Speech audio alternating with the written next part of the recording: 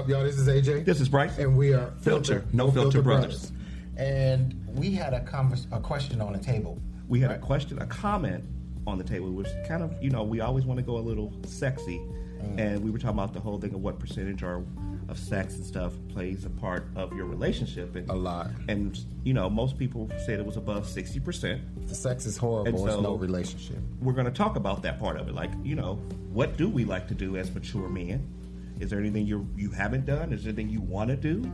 Are you scared to explore if you never really explored? Well, if you're scared to communicate, I know some people are scared to explore their sexual side. Well, let's talk about it. What was the question? Let's talk about sex. Baby. It's not between you and me. But. So, okay. What we had someone who wanted to talk before, and they weren't able to speak because we had a lot of people just talking. So I'm going to go over here to the corner because, as a mature black man, sometimes we like to explore as we get older because, we've kind of free ourselves up a little bit. Nothing's holding us back. I like so, what I like. Through your journey, have you explored a lot, or are you still what they consider kind of conservative? I would say... and you can talk a little bit louder. I would say conservative, but with the correct person, I think that could change. I think everyone has a okay, so wilder side that they don't always necessarily... So with the right person, the wild side can be pulled out. Yes. Or opened up. Or released. Either of those are... Okay. I try to use the right words, just kind of, So, now... I got a question. What? I'm scared. No, I just want to know, is sex a deal breaker?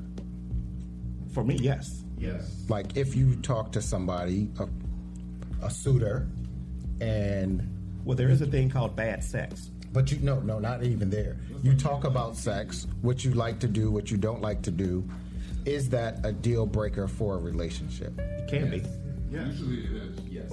Usually it is? Yeah. Possibly. Well, what's interesting, we had a very boring flight coming out here, and we were reading a thing, and it was and that comment was like, everybody needs to just be verse to make everybody happy. What? Everybody what? Yeah. Need to just be verse. No. That was a new push. Verse. And we laughed at it. We were like, really? Yeah. No, everyone... That's confusing. Show of hands if everybody believe everybody should be verse. 1, 2, 3. Okay.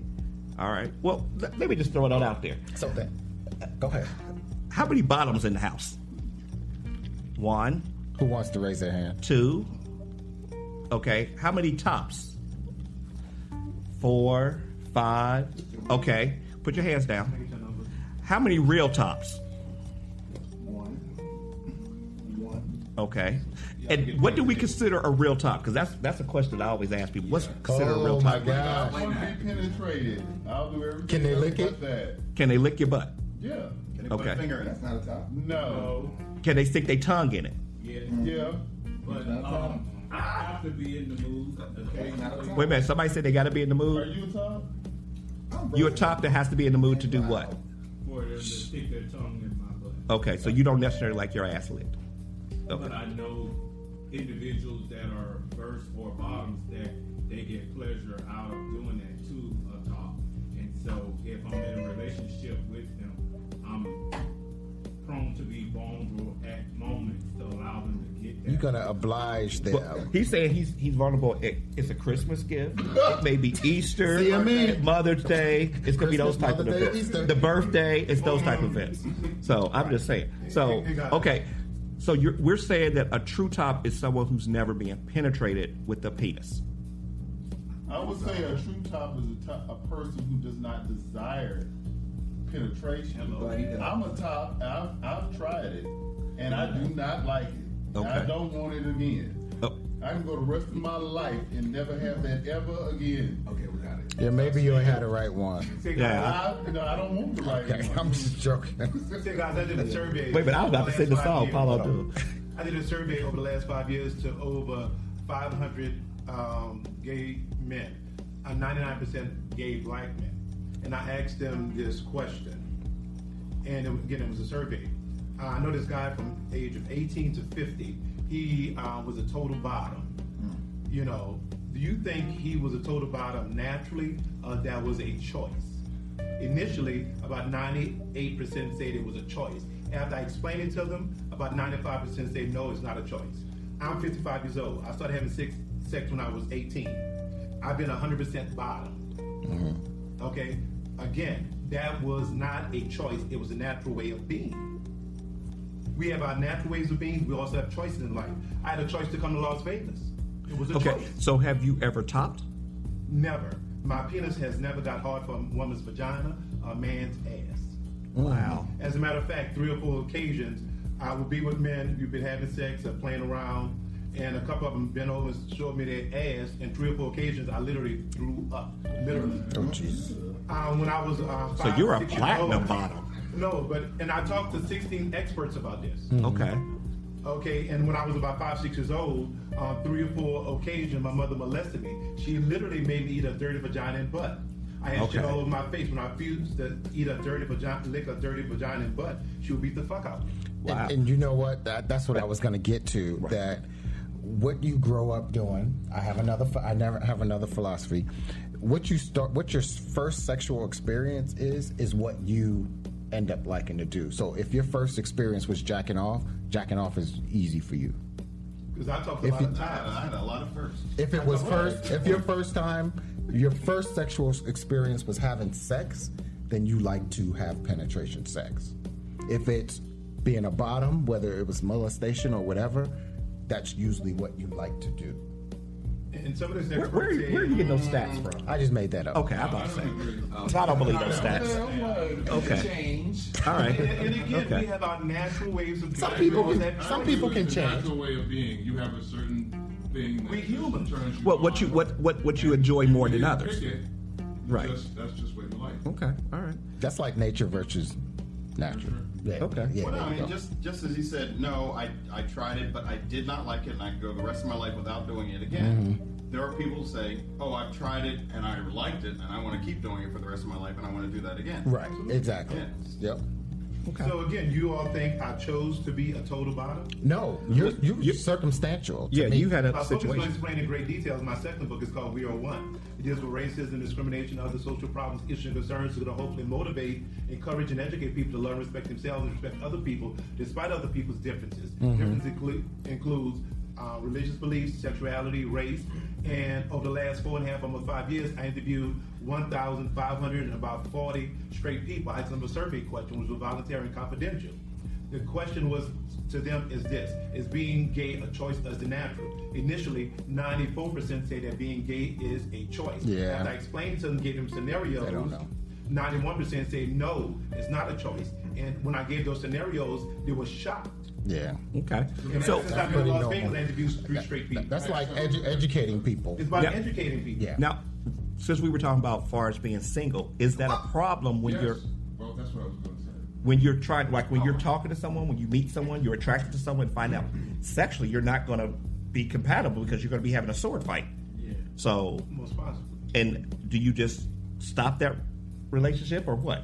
Yeah, Because for just me- can I be full disclosure? Go ahead. Okay. When we first met, we actually met on the app and found out we both are tops, and we just became best friends from that situation. Because like, oh, we're too much alike. Now, girl, that's I'm like, I see one top right here. Do you? Thank you. so. Anyway, go ahead. What were you saying, brother? in the choices of why black men are still single, I think one of them should have been the fact that as black people, we're less likely to accept our gayness or accept that we are gay. So that's not conducive to having a relationship. So you mean like with a man. some black men don't like themselves because they're Like the gay? whole Are self. not comfortable. Don't And accept or don't like their whole self. now, Like- just show of hands, how many people are out in their work environment? About half. About half the room. Okay. I'm All about to right. sue the police department. Okay. All right. Okay. That's typically what happens, that we're not necessarily out waving the flag in our work environment. So, But see, is that a hand that you wave the flag or you don't? Okay. If you can be out without waving the flag, Well, That begs the question: what is being out? yeah, because like your coworkers know you're gay, all that type of stuff. Or, you know, you're full disclosure, like, yeah, I'm gay. Out Or do you not even tell? Actually, you know what? My coworkers, I don't say, "Hey, I'm gay." I'll say, "Hey, I went on a date with a guy last night," and I let them figure it out. But I just talk about the things that I'm doing. But that's in my still life. identifying that you're having a same gender relationship. Right. But I don't have to. I mean, I guess that's But not that's me out. waving a flag or anything. I'm just having the same conversation they're having. Right. It's just that the genders are the same. Right. That's what we're saying. Like you're open with what you're doing. I have to say, I didn't come out at work until after President Obama and Eric Holder released an email that went to all federal service folks that said that discrimination in the workplace wouldn't be tolerated. It's a zero tolerance policy, and so on and so forth. So once I knew that the President of the United States and the Attorney General was behind me, I didn't have a problem coming out because I knew I was safe. But I did not come out into that moment. Okay. All right. Also. Okay. So I had a lot to lose. Who's not out at work? Okay. What about with your family? Who's not out with your family? Now that's a good question. Now that's a So whole we, other we, thing. we, we have another podcast about being gay in your family. But I feel like if my family accepts me, forget work. Exactly. Work is not important. Yeah. Get the family. You know, Because like my mother- validation is not at work. Right. You know, in my role, I'm a And supervisor. he has a family that's 100% acceptable. So- I have a family that's 75% acceptable. I have my older sister who's kind of very homophobic, and I mess with her about it. So, you know, yeah. Yeah. Therapy. She's a whole bunch of mess right there. So we just leave it there. But Bryce, I think they probably always knew you were gay. Probably. Why you trying to throw some shade? I picked up on it. I was going to be more mature about it and keep going.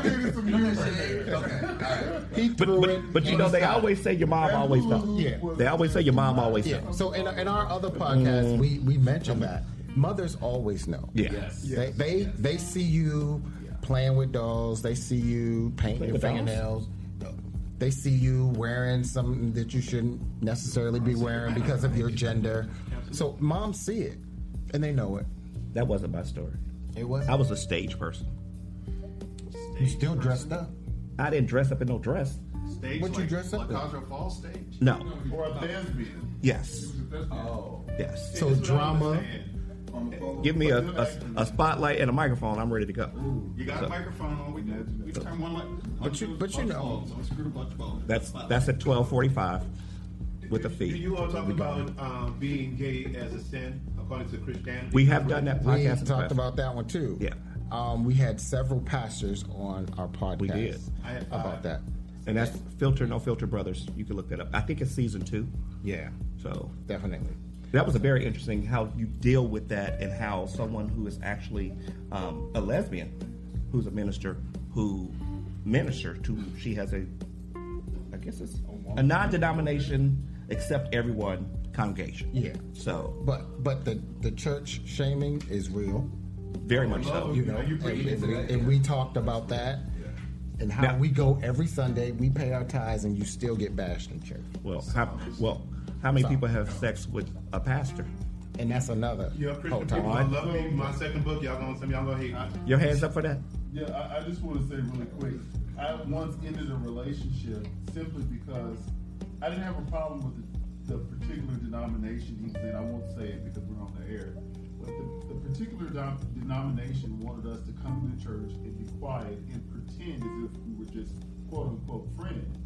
And when his grandmother asked me why that was a problem, I said, I don't go anywhere and become a second class citizen. There you go. I'm first class everywhere I go.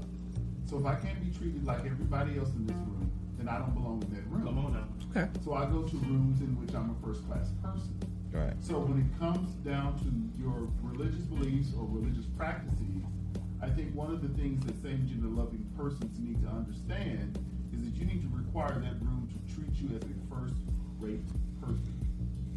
Well, but Facts. we're brought up, some of us are brought up in a Christian environment where we're taught A, B, and C. Right. And so we tend to do A, B, and C just to fit in.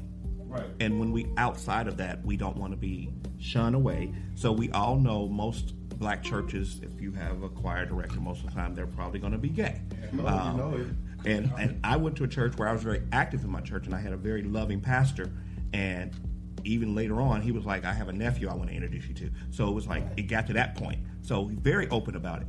But I know other situations where the pastors themselves are gay bashing, but them themselves are having sex. So I had sex with 5 different ministers. right, and that's very common. No, dude. Oh, that was getting really excited. I ain't no super freak. I mean, and that's common. I mean, I know a certain pastor who would have sex with them, and then after the climax, he would start praying about the situation. So Yeah. So he needs a lot of therapy because he enjoyed it, but he also bashed it at the same time. And why do y'all think these priests mainly, molest boys? Because they some nasty motherfuckers. My book is going to explain the great details about it. Okay. From my perspective. So that has nothing to do with being gay. Molestation has nothing to do with being gay. No. Those are some nasty, twisted motherfuckers. No. And that's why they molesting boys. In most cases, Or just molesting, period. It's not necessarily always in most boys. cases. Am I right or wrong? That has I nothing to think do they have with the being same gay. situation that every brother has in here. You're still hiding from behind that curtain, and they still hiding. They living that life, but they still have that side. But they're not nasty motherfuckers. They still live a life that they have to get through. Molesting children doesn't I don't make you think a nasty no, motherfucker? that's called a molester. A child. That's what I'm talking- That's that's from what I'm both referring sides. to. That's Both what I'm straight referring and to. gay. Both straight and gay. Yeah. But don't put the ministry in that line that He's talking about Catholic priests that I'm talking about molest Catholic boys. priests. Oh, did he too. say Catholic? That molest boys, they're not nasty. No, I didn't say that. I said there are some that are still living their life in a lie. Then some have given that vow that they won't have sex, but they still have that craving. They're natural human beings. It's But natural. like I said, don't put them in that same light. Not all are pedophiles. Oh I no, didn't say I all. didn't say I the didn't word. say all. I didn't Yes, say the there's same some. word. I was only referring to the Catholic priests that Yeah, you but spoke about. you call me crazy. They were No, accused no, of. I said. He said he was talking about why do Catholic priests molest boys? The ones and that I are said accused. because they are nasty motherfuckers. No, it has those nothing to are do with called being gay. So- Yeah, but it's not a Catholic. So Yeah, it's not like Catholics have the whole thing They on don't that. have It's in a bag. it's a whole plethora of people out there doing this. Yeah. So we don't want to make it seem like it's just one pigeonhole or But something. they 'cause do it's not. do it a lot. Yes. It's not that they do it a lot. It's just been shined more on that particular In most area. cases, we've So- heard about allegations of Catholic priests mainly molested boys. Am I right or wrong? That's because there's been a spotlight on it. I've never heard of where a Catholic priest has molested a child. I've never heard of one being a girl. You're right. Okay, all right. And Now- I've never heard of a mom in a Muslim mosque molesting a bunch of boys. Where was that class action lawsuit brought? Because they shunned it down. said, I think a lot of times- class action lawsuit brought against a bunch of imams. I think a lot of times when things happen, we just don't know. But there was a certain head of a Muslim group that was called out about having sex with different women, But those aren't boys. We're talking about molesting. young women, underage. Yeah. Well, Underage girls. That's still being molested, whether male or female. That's molesting. Okay. Yes. I agree. And you're talking about an individual. We're not saying names. Yeah, we're talking about one individual. I know who you're talking about. We're talking about one individual in an organization. And this particular organization that happens to be 2,000 years old, they have done this repeatedly for thousands of years. And it is systemic. It's on multiple continents. And it goes as high as the past. But it goes back to the Roman days that it was okay. So We you- live in our new society that it's not okay. Well- It was in the United States that you could marry a woman at 14. yeah. Yeah. So But now At it's one point. not okay. It's changed. It's changed. So what I'm saying is that particular institution has had 2,000 years of history with this. More than 2,000. But that's a good point. They're That's a good point. 2,000 years old. And so But you know, we're going to quickly just do a quick show of hands. Can I just say something real Yes, you can. So I think what you said earlier about the spotlight. There are a lot of black churches that have that issue going on in their congregation. But what we do, just like we do with our sexuality, we smother it. Yes. There is a lot going on. Yeah. in Yes. black church. Yes. A lot. I mean, you don't really shine a light on it. Just like we're more acceptable, or more churches that are black churches accept the fact that the pastor can have different affairs with different females and sit them all in the front row. We're cool with that. But the moment it's a male in that front row having an affair, it's a big deal. Totally different. Doesn't that go back to the buck on the plantation? Well, it does. Yep. But I just want to make sure that we all are aware that that happens on both sides. It's not just a male situation. It happens on both sides. It just depends on what we want to shine a light on. So, True. You know what? This has been an interesting conversation. It has. It's opened up a lot of topics of future podcasts. Yeah, so we got to get some of these brothers on a podcast. Right, we do. I want to thank y'all for being open for us, because we didn't know where this was going to go. Right. So. And so this is AJ. This is Bryce. And we are Filter. No Filter Brothers.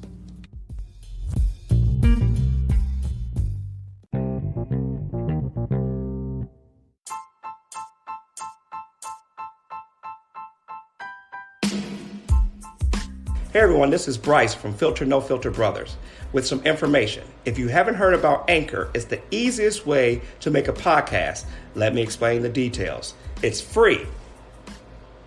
There's creation tools that allow you to record and edit your podcast right from your phone or your computer.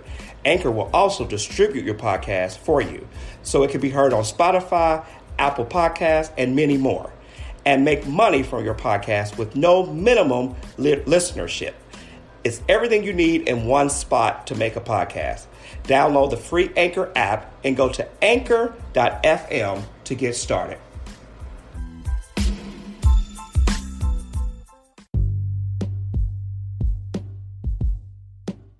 What's up, y'all? This is AJ. This is Bryce. And we are Filter No Filter Brothers. You can find us on multiple platforms, including YouTube, Apple, and Spotify. Twitter, Facebook, and Instagram. And our email is filternofilterbrothers@gmail.com. Our new phone number is 513-453-7733.